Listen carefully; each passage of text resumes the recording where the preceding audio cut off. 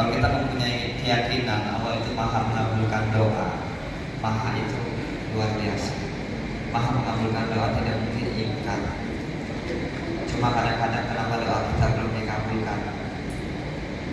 Karena setelah berdoa, pikiran dan perilaku kita tidak menuju ke tujuan. Setelah kita berdoa, pikiran dan perilaku kita tidak menuju kepada doa. Percayalah, apabila kita sudah mulai berproses, itu pasti sampai kepada tujuan. Apalagi ditambah dengan keyakinan Allah pasti mengabulkan apa yang kita harapkan. Dan satu latihan yang harus diperlukan di dalam perjalanan hidup ini, perjalanan pribadi saya latihan untuk tetap happy, tetap senang, sekalipun hal yang saya inginkan, yang tidak saya inginkan itu terjadi. Biasanya umumnya itu kita akan senang, kita akan happy apabila hal yang kita inginkan itu tercapai. Tapi apabila kebalikannya, apakah kita masih bisa happy? Apakah kita masih bisa senang untuk menerima sesuatu yang terjadi sementara sesuatu tersebut bukan yang kita tidak inginkan? Inilah yang sedang saya latih di dalam pribadi saya. Di situ banyak sekali mukjizat Tuhan. Di situ muncul Tuhan Maha Adil, Tuhan Maha Kaya, Tuhan Maha Mengabulkan doa. Perjalanan saya ini adalah perjalanan mustahil. Saya gak punya basic di perumahan sama sekali. Saya bergabung di perusahaan yang saat ini saya pimpin itu hanya sebatas orang yang sedang butuh kegiatan, tidak butuh kerja, tapi butuh kegiatan. Karena kalau tidak ada kegiatan, keadaan saya saat itu membuat saya depresi tinggi. Karena hidup saya penuh dengan kekecewaan, penuh dengan ketakutan, penuh dengan kesedihan dan penyesalan.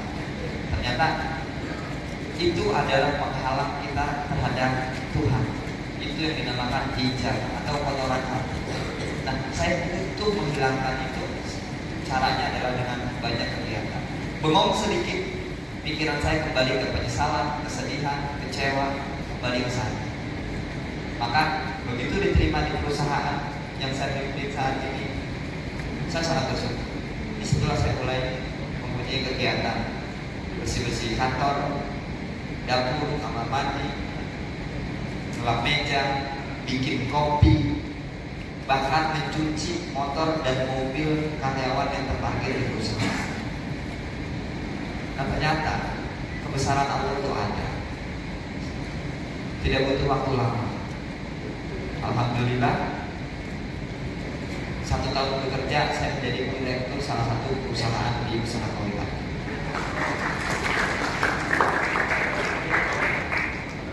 Di tahun 2021, 4 tahun bekerja, saya menjadi direktur utama di induk perusahaan dan menjadi pemegang saham terbesar di usaha kuliah.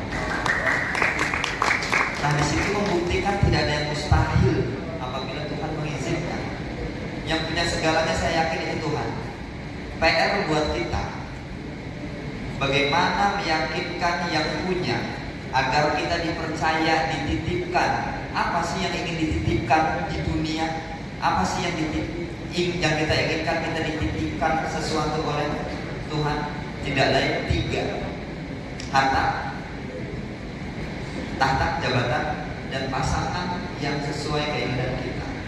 Istri solehah, suami soleh, harta yang berlimpah, jabatan yang bagus. Itu keinginan orang adalah itu. Lalu yang punya itu siapa? Tuhan. Bagaimana caranya kita meyakinkan Tuhan kita dipercaya dan dipantaskan dititipkan itu? Sebetulnya hanya itu. Pertama adalah keyakinan kita dulu terhadap Tuhan.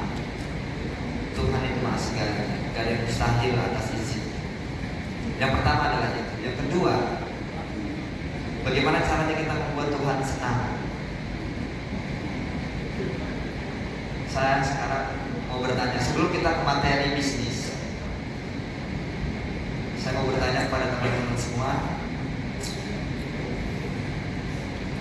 Apabila kita menyenangkan makhluk Tuhan, Tuhannya senang gak? Apabila kita menyakiti makhluk Tuhan, Tuhannya sakit atau tidak? Apabila saya menyakiti anak bos saya kecewa atau tidak? Apabila saya menyenangkan anak bos saya senang atau tidak? Apabila saya menyenangkan makhluknya Tuhan, sudah pasti Tuhan senang. Kalau Tuhan sudah senang, Tuhan percaya gak sama kita untuk dititipkan yang 3 tadi? Ini menurut perjalanan hidup saya mulai menciptakan hobi baru. Pertama, dasarnya adalah senang melihat orang lain senang. Itu dasar pertama. Ada yang sukses, saya senang. Ada yang punya barang baru, saya senang. Ada yang mendapatkan pasangan baru, saya senang. Senang melihat orang lain senang. Levelnya saya naikin. Senang menciptakan orang lain senang, menghibur dia, membantu dia, menyenangkan orang lain. Di situ titik balik kehidupan saya. Sehingga mulai dari office boy menjadi marketing, dan mulai dari bikin kopi disuruh fotokopi, sampai akhirnya saya menjadi seperti ini. Dan pelajaran saya saat ini adalah saya terus memposisikan diri saya hanya sedang diperankan Tuhan untuk menjalankan rencananya.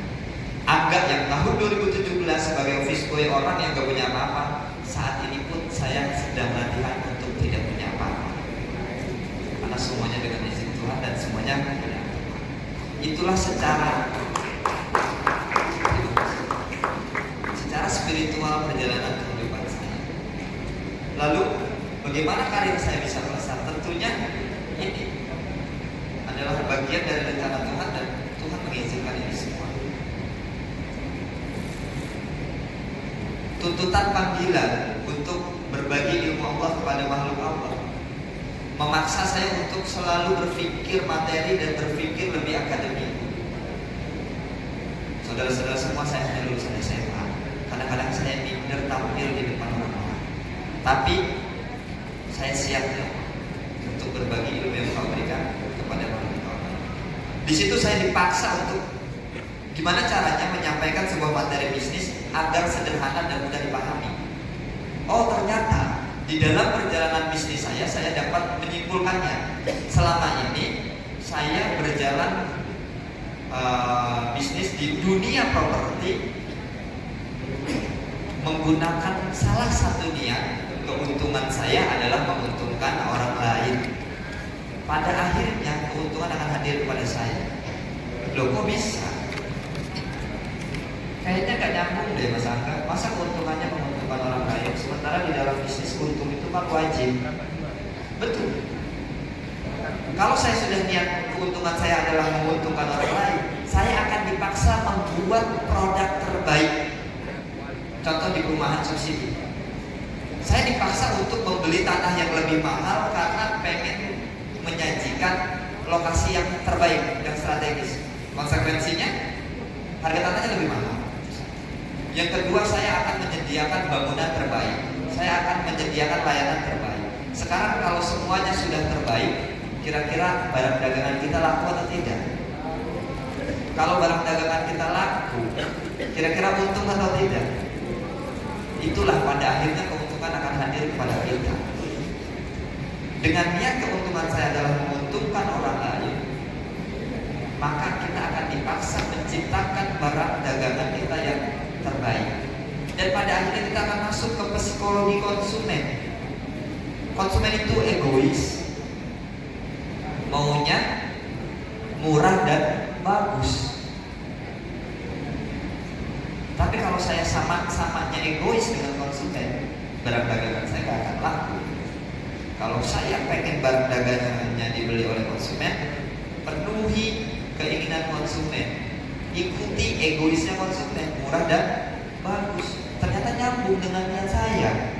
Keuntungan saya adalah menguntungkan orang lain.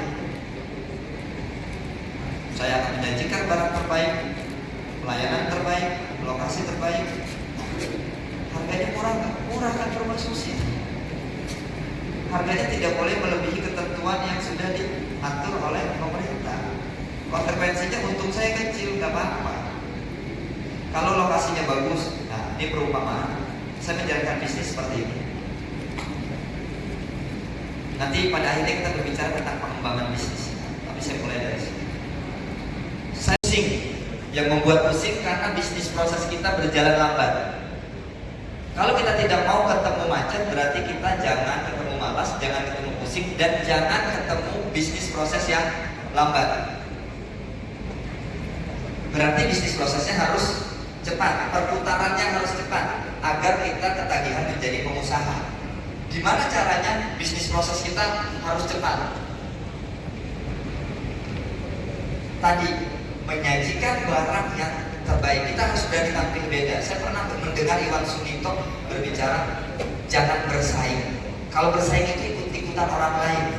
Kalau yang lain di dalam dunia perumahan subsidi dia single living, kita pun single living, sama dengan kita bersaing.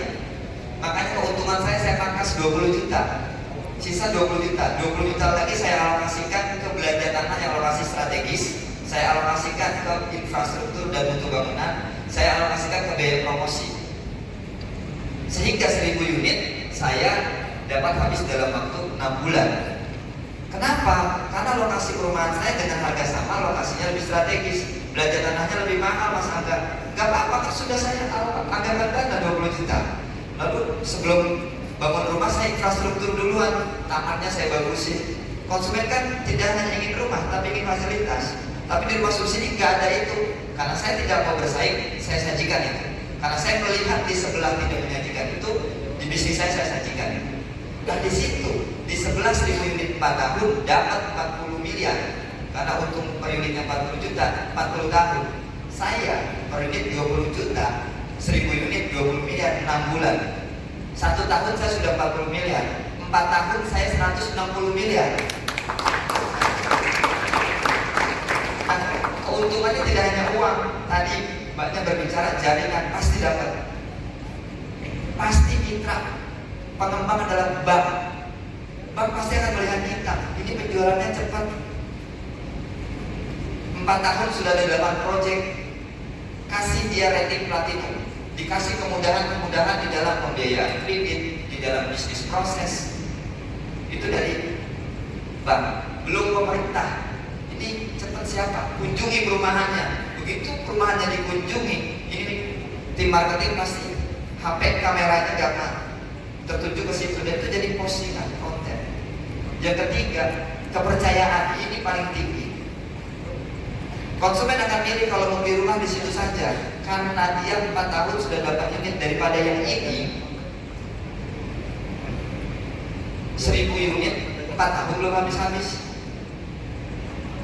Lebih baik yang 4 tahun sudah 8 proyek, ini 4 tahun 1 proyek aja tidak habis-habis. Nah, itulah keuntungan lain selain uang yang hadir kepada kita setelah kita punya niat. Keuntungan kita adalah keuntungan orang lain. Hindari di dalam berbisnis yang perputaran bisnisnya lambat. Itu yang akan membuat macet. Terima kasih. Alhamdulillah ya, kepada Bapak Alika. Tadi yang dipaparkan itu bagaimana kita bisa percaya diri dalam membangun jaringan dari mulai hal kecil sampai dengan konsisten dan bisa meng-create hal baru untuk supaya bisa menarik para konsumen, sehingga kita merawat bagaimana bisnis itu bisa bertahan lalu bisa meningkat, seperti itu ya Pak ya. Iya. Oke, berikan tangan yang sangat meriah mungkin dong kepada Bapak Angga Budi Kusuma selaku Direktur Utama Pesona Kahuripan Group. Yaitu selanjutnya kisah saya itu memang awalnya adalah orang yang sedang perlu kegiatan karena saya sedang depresi tinggi. Alhamdulillah saya diterima bekerja di Pesona Kahuripan, yang di sanalah mulai berubah cara berpikir saya karena menemukan mentor, terutama tentang keyakinan terhadap ketuhanan. Jadi di situ banyak sekali campur tangan Tuhan, kebesaran Tuhan. Tuhan itu mempertontonkan kebesarannya selalu kepada saya. Saya sangat merasakan kehadiran Tuhan sehingga sampai dengan saat ini posisi saya menjadi seperti ini. Tentunya itu dengan izin Tuhan. dan saya datang diundang di acara ini hanya ingin berbagi ilmu yang sudah Tuhan berikan kepada saya, kepada makhluk Tuhan lainnya, terutama kepada generasi-generasi muda. Karena saya mempunyai keyakinan Indonesia itu kaya, semua orang itu mempunyai hak yang sama untuk kaya. Cuma semoga saja nanti Tuhan menggerakkan saya sebagai wadahnya, menciptakan pengusaha-pengusaha yang sampai pada akhirnya akan menjawab Indonesia itu kaya. Saya membayangin kalau ada banyak pengusaha pasti banyak menciptakan lapangan kerja. Jadi mental kerja itu kita rubah menjadi mental pengusaha. Ini harapan saya. Kalau terkait amanat yang diberikan Pak Prabowo ketika pemberian sertifikat 26.000 sertifikat di Pesona Kauripan 10, apa yang Bapak saat itu pikirkan Pak? Maksudnya apakah itu merupakan sebuah achievement? Karena Bapak itu sempat mengatakan saya sangat bersyukur bisa memberikan sebuah bakti bagi masyarakat saat itu. Apa yang Bapak rasakan dan bagaimana Pak terkait achievement Bapak yang termasuk di Pesona Kauripan itu 26.000 sertifikat yang programnya Pak Prabowo? Jadi 26.000 itu adalah akad kredit massal seluruh Indonesia.